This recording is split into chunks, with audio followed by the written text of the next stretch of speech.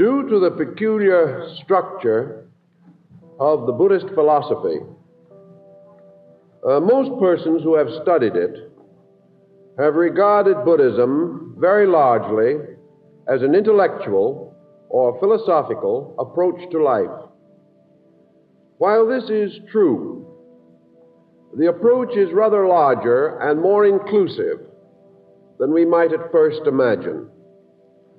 There has to have been some reason beside abstract metaphysics to cause Buddhism to spread throughout Asia and also to gain a very large following among very simple people.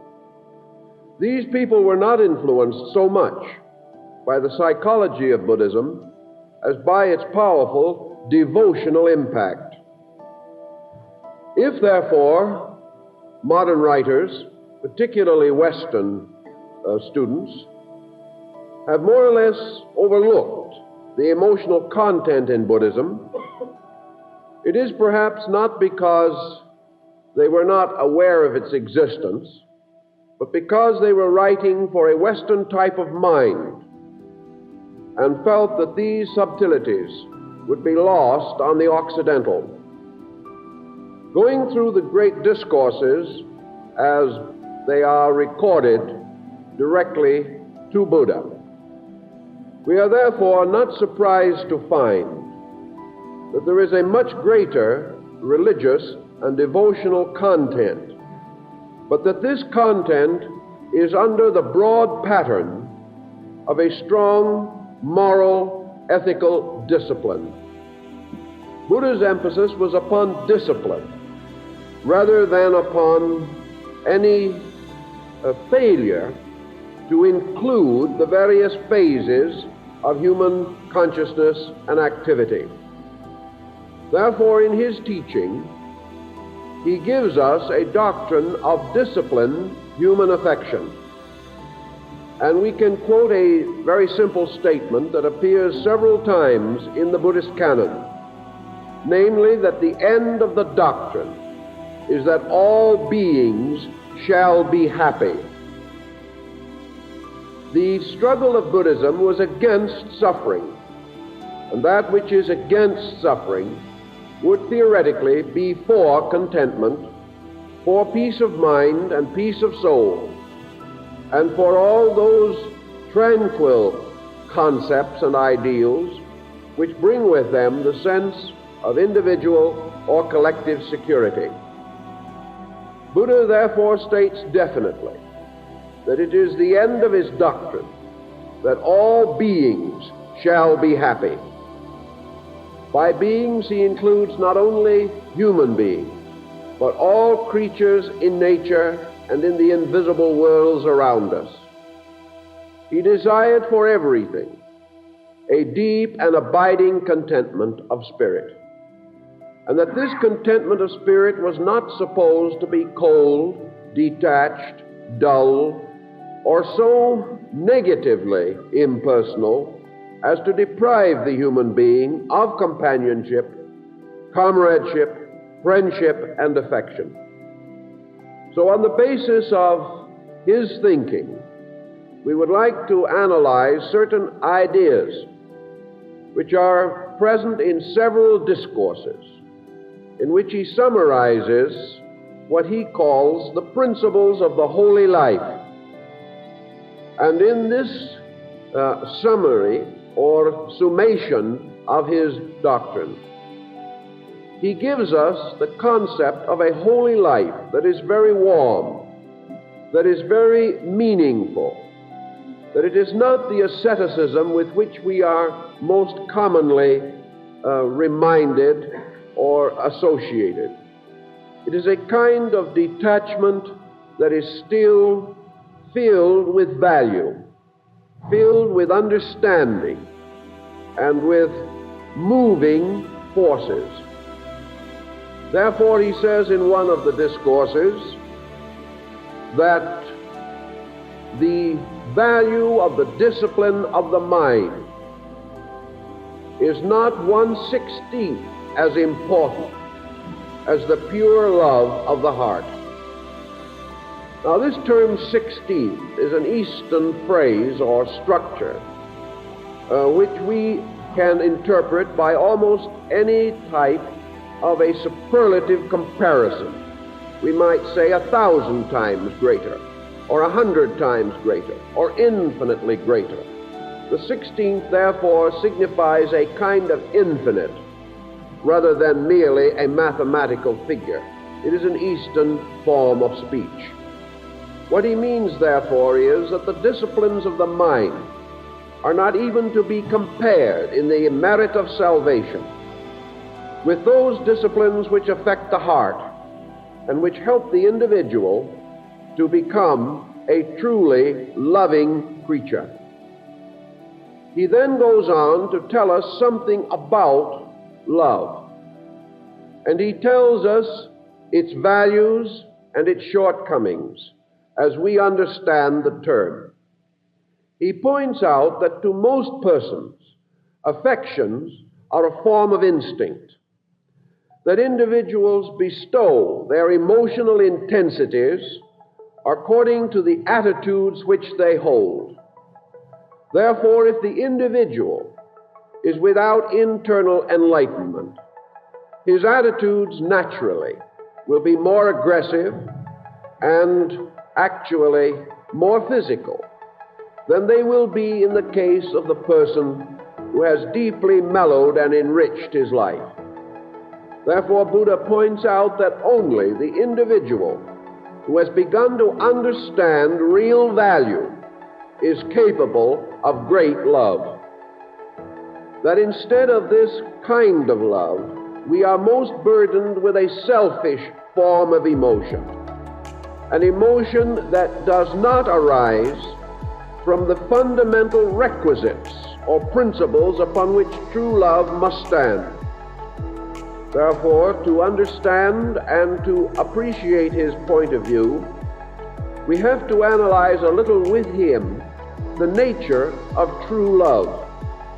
That true love is not merely a personal emotion. That true love is not directed toward things.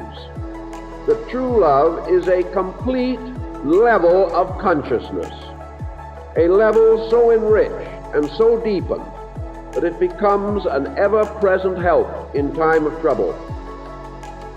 He uses several analogies which are a little distant from our present experience, but I have framed them together into a new analogy which is consistent and appropriate to his thinking. We may say, therefore, in the mind of Buddha, that hate or any of the negative emotions may be regarded as a kind of poison. Now, if this poison is placed in a thimble and we drink it, it is very likely that we will die. But if this same amount of poison is placed in a great lake or in a beautiful pool or pond, we may still drink of the water, but we shall not be poisoned. The reason why is that the power of the poison will be so vastly diluted by the bulk of the water that the greater the amount of water, the less effect the poison will have. Thus, into the oceans of the world, the refuse of man is flowing constantly. Into the rivers and streams, the pollutions of nature are continually flowing. Yet because of the vastness of these, they purify themselves. Buddha uses this analogy, or one similar to it, to say that in the vastness of love, true love, that no evil thing can retain its harmfulness, but is gradually purified, because man's internal capacity for the conscious expression and practice of love is so vast that if all the hatred of the world were put together, it could not pollute this tremendous and eternal capacity for goodness. And all these poisons flowing into universal love will be purified, and that love will not be contaminated. and man can continue to receive nourishment from this universal emotion without sickness and without evil to himself. Therefore, Buddha points out that the trouble with most of us is that when an evil thing comes into us, our love and our understanding is not great enough. Therefore, we capture it in a very small cup, and drinking of that cup, we perish. Whereas if we could capture it in the universality of ourselves, we could accept it without danger, without fear, and most of all, without the impulse to retaliate. Thus, Buddha gives us another very important phase of his doctrine, namely that true love differs from human affection in its infinite capacity to transmute that which is not like itself. We are reminded also of the Christian concept that if we do good to those who do good to us, there is little merit. But if we do good to those who despitefully use us, there is great merit.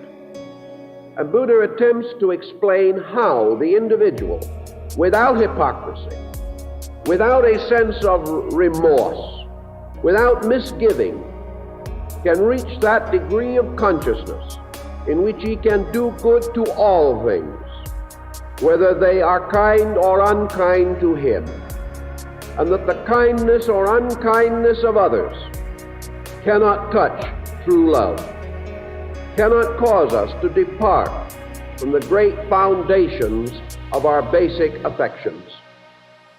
When man is disappointed, disillusioned, hurt in various ways, this emotional suffering that arises within him affects his total being, causing him to react intellectually through hatred, through suspicion, jealousy, envy, or anger.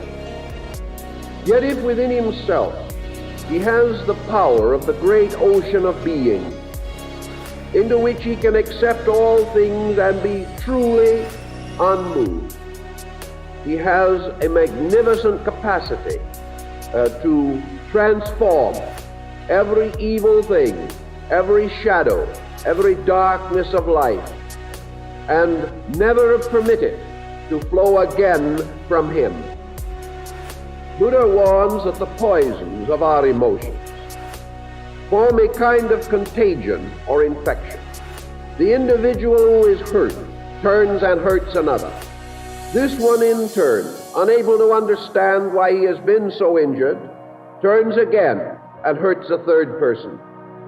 Thus the hurt goes on, descending in families, moving through communities, and becoming part of the negative legacy which the past gives to the present and the future. Thus these hatreds become the basis of war between nations, become the basis of antisocial activities throughout society. Always because the individual who is hurt passes on his hurt. Now he passes this on in two ways. First, by a deliberate impulse to revenge himself, by means of which he believes that an injury done to him justifies that he shall commit an injury against another, particularly against the person who has injured him. Thus these injuries mount, become greater, increase in magnitude and intensity, until misunderstandings are fanned into hatreds, and all hope of reconciliation is lost. The second way in which we perpetuate the poisons that we accept out of life is that we cause these poisons to create such a toxin in our own life that we become uncompanionable. We are no longer kindly, friendly people. We develop quick and unpleasant tempers, and one by one, those who are around us depart, or are hurt, or are indignant and unhappy because of our conduct. Thus, as we slowly injure ourselves, we become less helpful, even though we may attempt with patience and resignation to accept injury. If with this acceptance there is not what Buddha calls the gladness of understanding, it is not enough that we shall not return the evil. It is more important that we shall alchemically transmute that evil immediately in ourselves, so that it will not injure us any more than we would permit it to injure another. Buddha points out that this type of thinking, this type of understanding, is not natural to the untutored person. Our instincts are too strong, our appetites are too powerful, and our own internal concept of affection is too personal and too highly conditioned. Thus we use the instruments available to us, and these instruments contribute to calamity. It is therefore essential that all growth shall arise from growth of understanding, that the individual cannot do better than he truly believes. And if he is not doing well enough, then his true believing is not good enough. He must improve it. It must be given the power to work in his life. Now, Buddha points out that we are surrounded with great and noble codes that have been given to us from our ancestors and form the spiritual heritage of our race. We accept these codes. We believe in them. We would like to live them. But in our own immediate and personal situations, we are not strong enough to cling to them. Or if we cling at all, it is with desperation, with a terrible conflict in which we struggle to be true to principle in the presence of temptation. Buddha points out that such struggle itself is vanity, that if understanding is once great enough, we can accept into the ocean of our own inner life all things, and that ocean will not change, will not become storm-moved, nor will it become polluted by all the sorrow and suffering that may be cast into it out of our thinking, our emotions, or our actions and contacts with others. This Buddha searches for the true principle of love. And he finds this true principle of love in the beginning, in the rise of man's natural willingness to sacrifice for some things. Thus he finds, in starting his program of thought, that he can contact many persons on the level of the importance of unselfishness, that he can find numerous factual incidents in which individuals have achieved this, therefore that it is not impossible nor improbable, but is due very largely to the emotional content of our own lives. He pointed out in his discourses that the father and mother do not have great sorrow and pain in sacrificing for the good of their children. The honorable man does not find it impossible to labor for the maintenance of his family. And if sacrifice must come, he is not unable to give up the things that he wants in order to protect those that he loves. In the simple human way, therefore, we have an emergency where relationships are right, this dawning of a kind of love that is superior to gratification. Buddha goes into this psychologically, however, and points out that perhaps there is some gratification even in this. The individual finds a kind of joy in giving of himself to those who need him. Yet this is a better joy, Buddha points out, than that kind of joy which comes only from the gratification of our own selfishness. And he points out also that those who have experienced this better joy do not naturally wish to return to the old way. They have found that this kind of joy, though more serious, though perhaps involving greater self-control, also has a greater reward in peace of mind and peace of soul and openness of heart. Therefore, Buddha points out that there is really greater fulfillment in loving than there is in being loved. That the great joy of the individual is to give of himself, and that in the giving of himself, he attains the greatest internal maturity for himself. If, however, he is asked to give of himself to one who has injured him, or he is asked to make sacrifices to those with whom he has very little close association, then it is more difficult for him, and he is likely to return again to the preservation of self-interest. Therefore, Buddha points out that man must gradually discover within his own being the ocean of consciousness. He must gradually outgrow the very concept of that which is his and that which belongs to another. He must outgrow the concept that there is a stranger, that there is in this world anything except a growing life, an unfolding of beings toward light, and that regardless of their conduct or their actions, due to the limitation of their perspectives, all beings are by nature and quality lovable. They can be loved if we can find the good in them. This searching for the good, however, to many is too difficult a task, and also one that is sufficiently contrary to their immediate instincts, so that they overlook it. They pass by it. But their reward is not that they have failed to find good in another. Their reward is, or their punishment is, that they have lost an opportunity to experience good in themselves. Buddha points again to the fact that the only answer that we have to the confusion of human behavior is the recognition of this basic bigness, this vastness that can absorb into itself all the poisons of littleness, that there can be no solution unless the person who drinks the poison is stronger than the poison, that the individual who is injured is greater than the injury. If he returns like for like, he will poison another man, and there will be two deaths.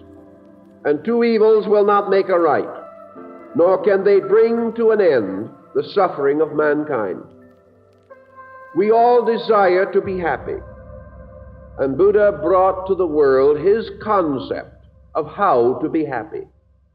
And one of his basic convictions was that in order to be happy, we must love without restraint, without limit imposed by prejudice or opinion. But out of the deepness of ourselves, we must have an affection that is vast enough, complete enough, so that we can live in the world as it is and learn to understand and respect the world as it is. And regardless of what is occurring to ourselves, that we shall live here and depart from here, leaving behind us what is called the noble example. The noble example to the truth seeker of other times to come, the example of the individual who was larger than hate, who maintained the beauty and tranquility and internal peace of enlightenment, not as a cold intellectualism, but as a warm fraternal realization, close to the life of all things with whom we come in contact. In the garden of his palace in Kapilavastu, when Buddha faced the four mysterious visions or dreams that came to him, the last and greatest was the vision of the shaven-headed monk, walking quietly in the garden, unmoved and untouched by worldliness.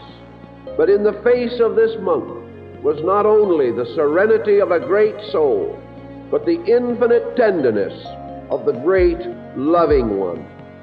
It was this tenderness that called the young prince from a throne, caused him to renounce worldliness, and to dedicate his life to the service of this wonderful gentleness, by means of which man can give the great example, and at the same time can find in himself the fullness of his own spiritual needs. Thus we have in the concept of Buddhism, therefore, the universalization of affection. Not in the sense that it becomes so vast we no longer understand it ourselves, but because out of the simple experience of living, we come to realize that most of our troubles are due to the failure of ourselves to understand.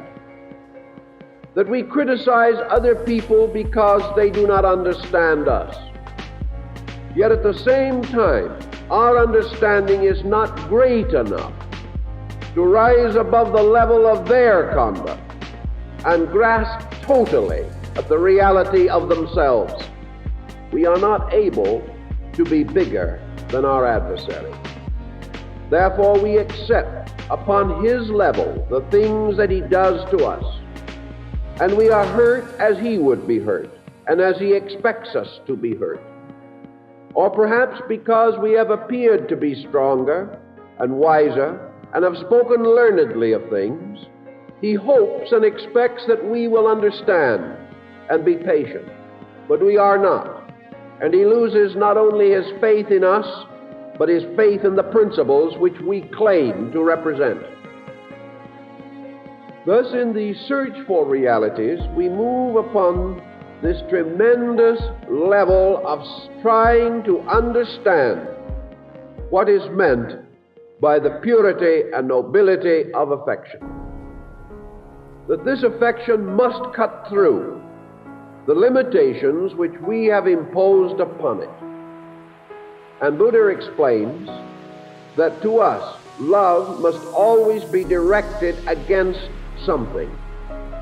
It must be toward that which is away from ourselves. We therefore pour forth our love upon some other person. And upon the reactions of that person, our code of affection is built. If that person is true, we glorify love. If that person is not true, we then turn against affection, becoming embittered. We have trusted our entire understanding of affection upon the reactions of those toward whom we express affection. It is even more complicated than this, because in expressing our affection, we've expressed mostly our own thinking. We resolve in our own minds what love is and what it is good to do for another.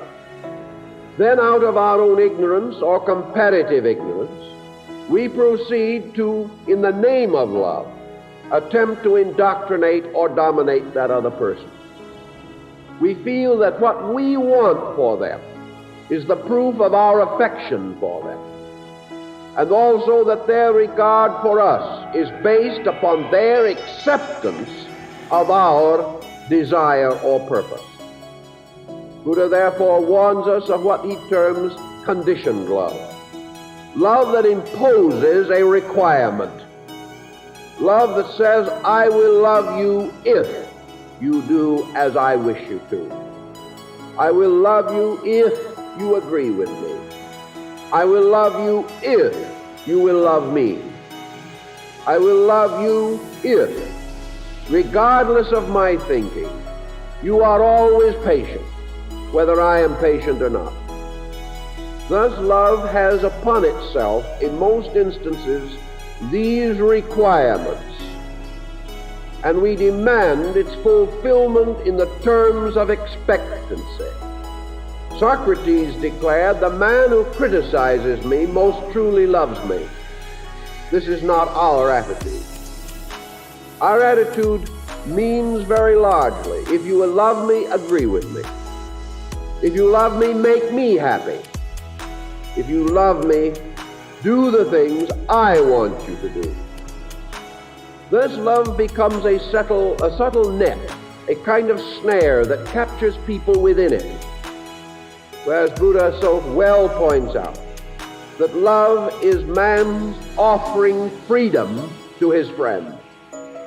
That love is the individual releasing the other person into the fullness of himself. Love may attempt to guide or direct where need arises. But love also that is wise, that is rooted in understanding, becomes more skillfully able to direct, whereas blind emotion or blind devotion does not have this skill. On the psychological level, Buddha points out that when we advise another or attempt to help another, we are advising and helping from the level of our own attainment. This attainment is a peculiar thing, arising out of our own dharma and karma.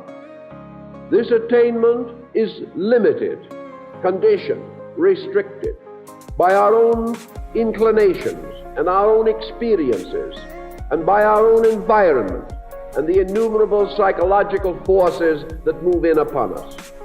When, therefore, in our affection, we demand obedience, it means we are asking other persons to accept the total result of our experience and apply it to themselves.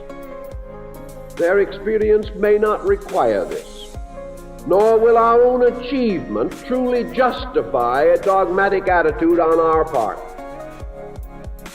While we tell others how to live, we may be living badly ourselves. While we beseech another person to be kind, we may be unkind. And while we ask our children to grow in virtue, we may lack the very virtue we preach to them.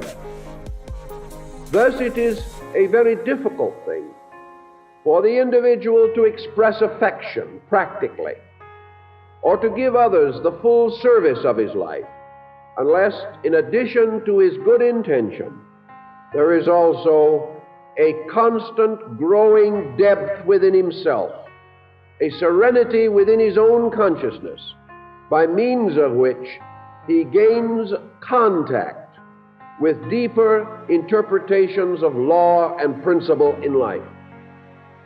Thus the person who truly loves, truly fits himself to love. He places upon himself such rules and regulations as will make it possible for him to serve wisely. To merely desire to serve is, as Buddha points out, a passion. But if this passion so grows that we fit ourselves by every possible sacrifice, if necessary, so that our service will be true, then this is no longer passion. This is a depth of understanding by which we become capable of doing the good we would like to do. To wish to do good is weakness. To be able to do good arises out of consciousness, out of the gradual unfoldment of the powers of our own internal security. Buddha therefore points out that the way to love is the way to serenity. That true love arises in a spirit that is not moved by negative passions and instincts. The true love comes to the degree that we have found peace. That love is not to bring us peace.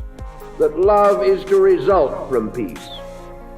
That the individual who is capable of achieving a perfect affection is the person who has already achieved a great serenity of spirit, a great depth, a true paternity of consciousness, and the gradual transformation of all these pressures into the noblest kind of kindly, gentle inducement, always recognizing the right of the other person to make decision for himself. But most persons' decisions are most influenced by the examples of those who seek to teach them.